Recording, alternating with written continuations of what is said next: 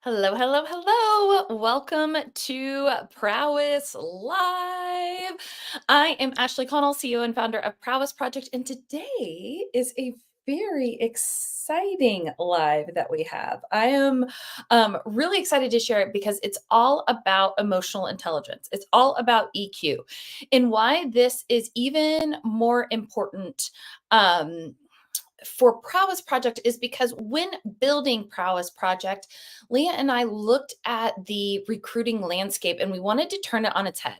We wanted to be like, you know, EQ is such a valuable lesson or a valuable asset in the workforce. How come it isn't a part of the hiring process enough, right? Hiring process enough. So that's what we're going to dive in today because we do a ton of research and asking and pairing and all of the different things to make sure that the EQ styles are compatible for our online business managers and the clients that we set them up with. But to get started, starter question. Starter question.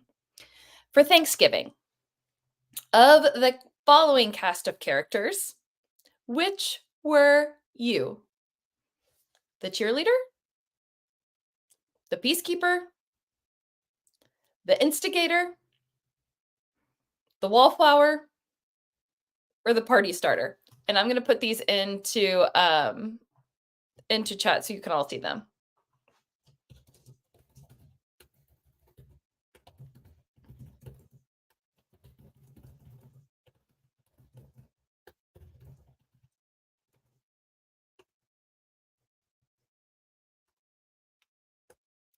Oh, let me. There we go. Party starter. I love it. I'm going to say them again. The cheerleader, the peacekeeper, the instigator, the wallflower, or the party starter. I absolutely was. Actually, I probably was the cheerleader. Cheerleader. Oh, we're getting lots of cheerleaders. I love this. If not cheerleader, the party starter. Um, uh, I love it. I love it. I love it. Peacekeeper. Oh, I so feel that. We did Thanksgiving with friends this year, neighbors, and so a lot less. Actually, that's not fair to say. A lot different. Thanksgiving was a lot different, and I'm definitely cheering that on. So anyway, the reason why we were asking this, and this question Leah came up with, and I absolutely loved it, is because it's really going to give you insights on emotional intelligence as a whole. And that's what we're talking about today. So, before we get started, I want to give you a definition of emotional intelligence. Now, this is going to be kind of wordy, but I wanted to give you the official one. So, emotional intelligence, or soft skills, as a lot of people call them, even though I would argue they're not soft at all, or EQ, refers to the ability to identify and manage one's own emotions, as well as the emotions of others. In the workplace, we're bringing this into the workplace, right? Examples of behaviors associated with high emotional intelligence are conflict resolution, active listening, time management, and collaboration. Okay. So put into the chat, give me a thumbs up. Have you heard of emotional intelligence before? And do you know what it is? And if you don't, give me a thumbs down. I planned and hosted, so I wore several hats. Oh, dang, girl. Planned and hosted. That's no joke. Have you heard of emotional intelligence? Give me a thumbs up if you have. Thumbs up. Thumbs up, up, thumbs up. Okay. So what we're going to do for the rest of our time together is first talk about some data on emotional intelligence. As many of you know, when starting prowess, like I said before, we were so focused on emotional intelligence and building that into our matching algorithm. But we also really wanted to look at the data of EQ in the workplace and specifically with women, because we believe that emotional intelligence is such a asset for women that just naturally happens. So I'm going to give you some statistics and then we'll dive into the 5 different types of emotional intelligence, gives you examples of what those are, and then I will translate from what that emotional intelligence is and what clients ask us for, so that you can understand, oh, okay, when they're asking for X, Y, and Z, that just means that I am ABC. We get that? We get that for everyone? Awesome. Awesome. Hey, Roxy. Hey, Christina. McCall. What's up? What's up? What's up? So good to see y'all. All right. So, some statistics. First, I want to go through emotional intelligence at work. We already talked about how that was super important, but I want to put some hard numbers against it. Okay. In a survey of 2,600 hiring managers, 71% said in an employee or a contractor, they value emotional intelligence more than IQ or just intelligence, right? I think that this is really important. 71%. I hear this a lot. I can teach skills. I can teach skills. I can't necessarily teach how someone works. And that's really what is being underlined here. Okay. So then I want to dive into the emotional intelligence stats of women, right? Because we said that EQ is a huge asset for women in the workforce. So according to a Corn Ferry study of 55,000 professionals, women scored higher than men on nearly all of the emotional intelligence competencies. So 11 out of 12 women scored higher than men. Okay. Except for emotional self control, where there was no gender differences observed. So, said in another way, women scored at the same level or higher than men on all 12 of the emotional intelligence competencies that Corn Ferry measured. So does this surprise anyone here? Some of these stats that I'm saying, just surprising. That is kind of surprising considering the stereotypes. Yes, and again, this is stereotypes. I'm just looking at the data here, right? Just looking at the data. This is not a male versus female thing at all. Just looking at the data. And why I really feel like women should lean into their emotional intelligence abilities. All right. Okay. So then the next, as many of you know, Prowess Project was built to help caregivers either return to work or pivot in their career so they have flexible work for both time for family and also a career. So I wanted to lastly bring in a statistic on working moms and emotional intelligence. Per Bright Horizons, they're in what they call their Modern Family Index.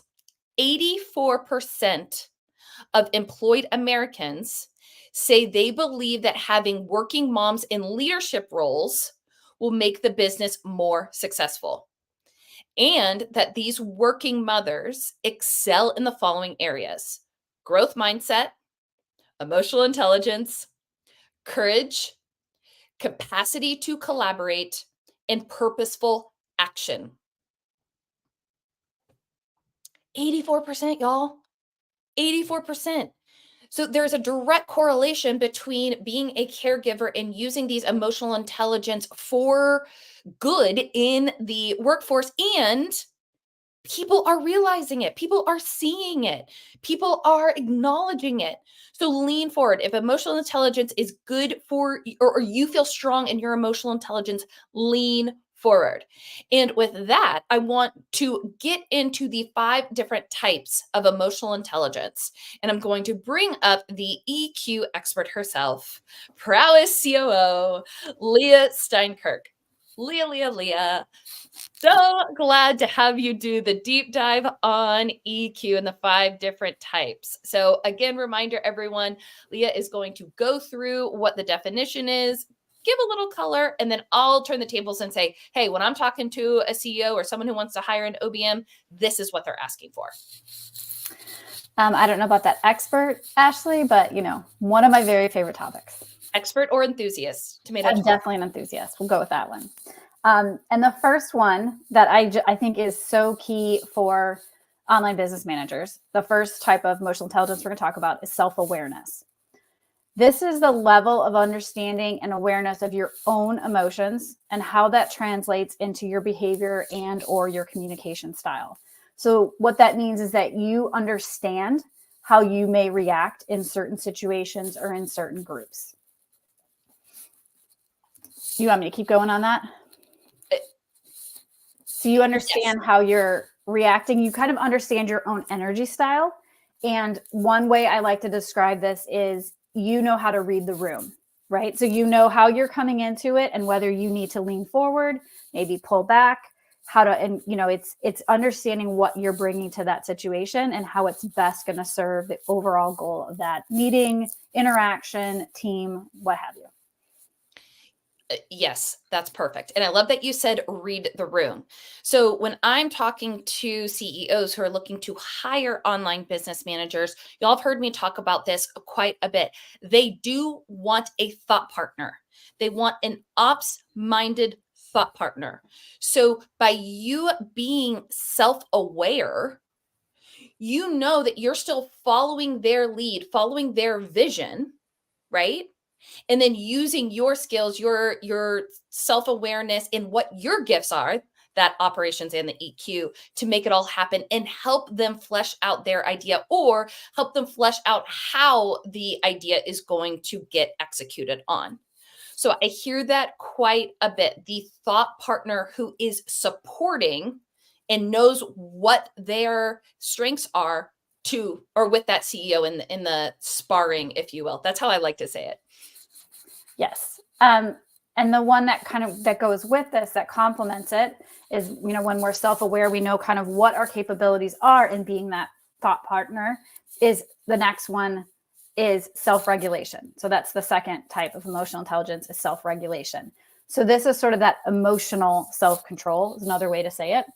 And that's the awareness of your own emotions and how you can manage those, your emotions and your behaviors that will come along with it. So knowing that how you may need to regulate yourself if you're dealing with certain types of personalities, right? Or just personally, like if I know someone has asked me in my household the same question 4 times over, how I might react to that, but I still want to react with kindness. So it's knowing how you're going to react to a certain situation, regulating that so that you still come across in that professional tone or engaging or supportive. So this is also, you can look at this as knowing when you've lost the room. So if the first one is you're being able to read the room, now I want to know that I've lost the room or I'm going to lose it myself in the room. Yes. So what I hear a lot with this one, and there's quite a few ways. So really, if self-regulation is all about understanding how you feel and almost like flexing to other people, right? I hear the following quite a bit. A communication flexor, right? They can talk to this type of person and then also talk to this type of person. I also hear, I want an online business manager who isn't set in their ways. And what they mean by this is someone who isn't going to come in and be like, here are the top tech tools that you are going to use, regardless of whether you feel like that's the right answer. Going in there immediately and being so forceful on it would be someone who does not have self-regulation. Okay. And then another thing in that same vein is what I hear a lot also is that know-it-all. They don't want the know-it-all to come in immediately and just say, I'm the expert in operations. I don't even want to hear what your problems are. I don't even want to hear what all the stakeholders have to say. I'm going to come in and we're going to do all of these different things.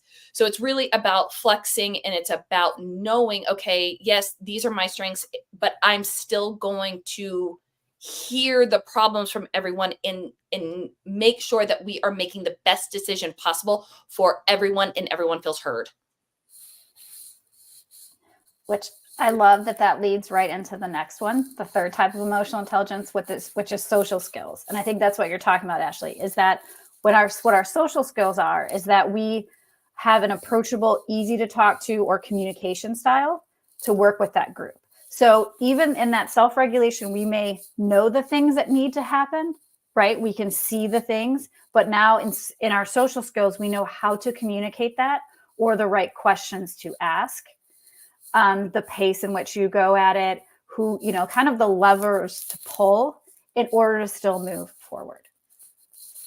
So this is effective communication. You're demonstrating leadership skills, and you know how to engage that room.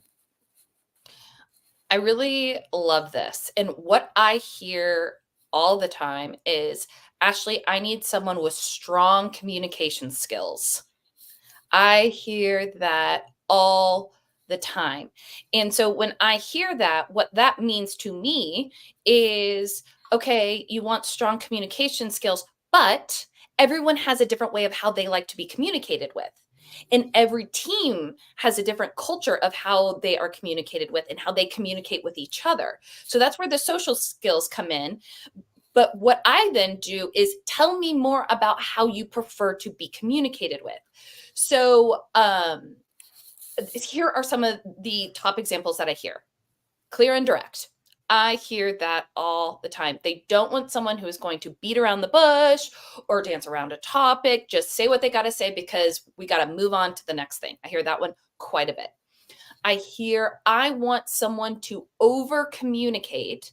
So make sure that everyone understands exactly what's going on, especially at the beginning, so that trust is established.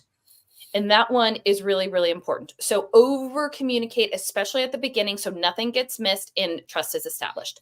And then the last one, and I hear this one all the time too, is owning up to when something didn't go as planned or you accidentally made a mistake, not sweeping it under the rug and not telling them until the problem gets way out of control.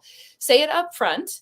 Tell them, hey, this is my plan to go fix it. Or, hey, I need help brainstorming on how to go fix it. But again, coming with the problem straight away without letting the problem truly, truly turn into a dumpster fire because it was not addressed immediately. So true. Which, when we're dealing with online business managers, the reason we want to do that right is because a lot of times this is someone else's, this is their baby, their passion project, really, what they love. And so our fourth type of emotional intelligence is extremely important, which is empathy. And this is how tuned in we are to the emotions of another person, someone that does have high empathy as emotional intelligence. They can accurately identify the emotions of another person, and they can feel the difference between what is maybe genuine or false emotions or something not being said. And they understand the impact that actions may have on whether that's the stakeholder or the team or a customer. You're able to kind of lean into that and read that. You have the ability to understand 3 steps down the line of how that's going to impact this person and how they're feeling about it. If I could underscore, highlight, light bulbs, shiny as much as possible the word impact here, I absolutely would. What I'm hearing you say and what I hear from a ton of CEOs is I need that OBM to be thinking 5 steps ahead, right? And what they say that they are looking for in this is I want someone who's focused on the business. The client, your client as an online business manager is the business. That is how you're different than a chief of staff. A chief of staff, their client is the chief, the CEO. Okay. But you, as the OBM, when your client is the business, that means you need to be looking at all of the different stakeholders and thinking through their perspective on all aspects of the business. How are all your partners going to feel if you roll out something new to your customers that maybe goes against something that they're doing? Piecing that together and making sure that is highlighted at the very beginning.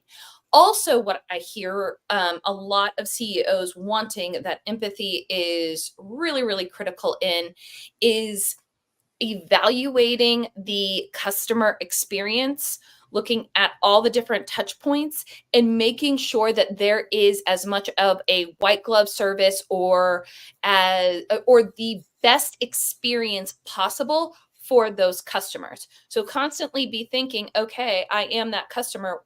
What would I want? What would I want next? Whether it's communication, whether it's a certain technology to make things easier, whether it is the next product. It's really, really important to understand that. Then I hear a lot do the exact same thing on the lead journey. So before someone is a customer, understand what do they need to know or what do they need to believe is the truth in order to purchase from you. So it's really, really important for you as the OBM to put yourself in that perspective and then gather all the data from all your tech tools and all of the dashboards that you've pieced together to present to the CEO to say, hey, I think that we should go do X, Y, and Z based on, hey, I think this is how the lead is feeling at this point in the journey. And it's shown by this data point, this data point, this data point. What do you think? Do you see how that is such a consultative, empathetic, data-driven way to present an idea? I think that's really, really, really important. Or to sum up all of this, you're always thinking win, win, win. Win for you, win for your client, the business, and win for your customers. I love the way you pulled all that together, Ashley, because I mean, that's what we're seeing and that's what we want, right? Like we want that win for our clients as online business managers. And then where I think it gets tricky at times is when we see that it might not be, right? Or that something there may be difficulty or that empathy. A lot of us have that strong empathetic skill. And sometimes it's like we're hesitant or we see something that might not be as smooth and we might resist addressing it. But going back to all this emotional intelligence, and this one I think is the icing on the cake, but it also feels like that one that's like, well, obviously. But the fifth one is motivation, right? So this is having that internal process and that ability to stay focused and keep moving towards your end goal. So sometimes with the empathy, we can see the glitches, the roadblocks, maybe something that's not as smooth, but our motivation is what helps us keep moving forward and looking for those solutions to make it the win-win. So this is, I like to say, is we know how to cross the finish line with all of the things that we're taking in to that perspective. I love that. It does follow the like empathy so well. And what I hear from CEOs when they want someone who is truly motivated, what they say is, I want someone who is proactive. They don't use the word motivated. They use proactive. And y'all, this is the number one thing we get asked for. So just like how Leah was talking about how to cross the finish line, this is the idea that, okay, yes, you need to cross the finish line, but you're already 3 races ahead, right, in your mind. And you have the give a shit to make sure that you are going through this race to get to the second race, to get to the third race. So what I hear so much from CEOs is, I don't want someone who is going to wait to get approval from me on everything. I don't want someone who is going to wait to be told what to do. I want someone who is proactive, aka motivated, to help my business move forward as a whole. And this really does tie into the whole, like, as an online business manager, your role in the business is to give a shit. And I did a whole podcast on that. So definitely check out our OBM opportunity podcast, because again, I hear this all the time. All the time. And I know that all of you feel this way. It's just, how do you give examples of how you are proactive? Because that's what all CEOs want. All right. So I can't believe we flew through all 5 of those. So real quick, the 5 different types of emotional intelligence: self-awareness, understanding your own emotions; self-regulation, the awareness of other people's emotions around you and being able to manage your own; social skills, being easy to talk to, approachable team players; empathy, which is understanding the emotions of others and being able to put yourself in their shoes; and then motivation, really crossing that finish line, doing the dang thing, making it all happen, and internally wanting to make it happen, and AKA being proactive. So any questions? Any recommendations on how to spotlight strong emotional intelligence in our websites or resumes? Yes, I'm going to specifically talk about websites. However, you could probably put this on your resume too. I've never seen it done, but maybe more people should do it. These are testimonials. Testimonials, testimonials, testimonials. It is not as powerful if I say, oh, I have strong social skills. But if Leah says, oh my gosh, whenever Ashley walks in a room, every single person feels like they are in the spotlight and are completely heard, and it really just, energy is up. That is way more powerful, right? So as many testimonials that you can get, and remember, these don't have to be people that you've worked with in a professional sense before. This could be someone you volunteered with. This could be someone that you worked on, like the PTA with, or at your place of worship, whatever that is. But testimonials are absolutely massive there. Any other questions on EQ? Or anything else you want to share?